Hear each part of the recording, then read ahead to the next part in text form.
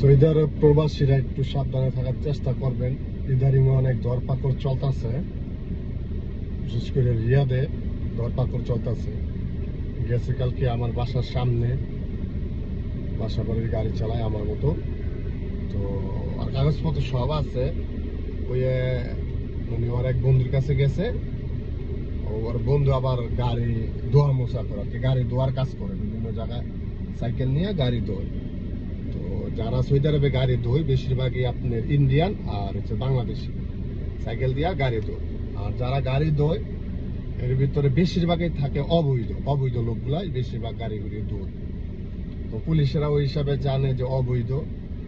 হ্যাঁ, তো গাড়ি যেই লোকে ধুইতেছে তার সামনে যে ওই লোক কথা কইতেছিল আর কি, বন্ধু। তো বৈধ লোকটারও পরে ফিঙ্গার দিয়া পরে পাঠাই দিছে। পরে আমার বলতেছে যে এই ঘটনা, আমি তার মালিকেরা তাড়াতাড়ি জানা। তো একটু সাবধানে থাকবেন।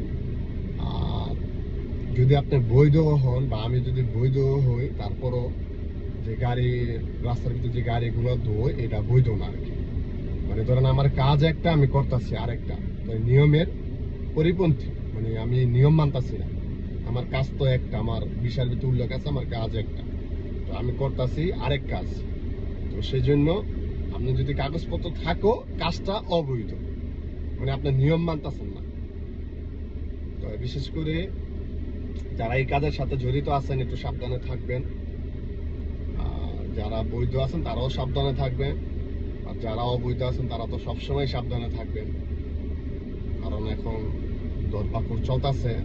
তো আমার বাসার সামনের ঘটনা আমি বললাম, সবাই যার যার জায়গাতে সাবধানে থাকবেন। এদেশের নিয়ম মেনে চলার চেষ্টা করবেন, যেহেতু আমরা এদেশে থাকি, এদেশের নিয়ম মানা আমাদের কর্তব্য।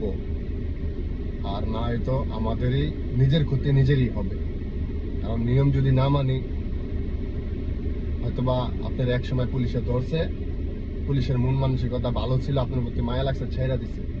কিন্তু সবসময় যে আপনাকে ছেড়ে দিবে এরকম কোনো কথা না। হ্যাঁ, আপনাকে দেখা গেছে ধরছে, সাথে আপনার ফিঙ্গারপ্রিন্ট নিয়ে দেশে পাঠায়। কারণ এরকম ঘটনা হাজার ঘটছে।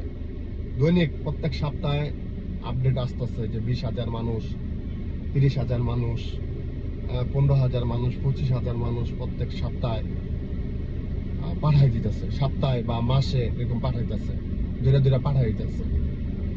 তো যদিও শুধু বাংলাদেশি না, বিভিন্ন কান্ট্রির মানুষ আছে এখানে। তো বাংলাদেশের সংখ্যাও মোটে কম না, মোটামুটি ভালো সংখ্যা, কারণ সৌদি আরবে মোটামুটি অনেক বাংলাদেশি আছে, বাংলাদেশের সংখ্যা অনেক। তো কাজে আমরা যারা আছি প্রবাসে, অবশ্যই এই দেশের নিয়ম মেনে আমরা আমাদের কাজ করার চেষ্টা করব, আইনের প্রতি শ্রদ্ধা থেকে বা আইন মেনে। যারা অবৈধ আছেন অবশ্যই পুলিশ টুলিশ থেকে সাবধানে থাকবেন। সবাই ভালো থাকবেন। আসসালামু আলাইকুম।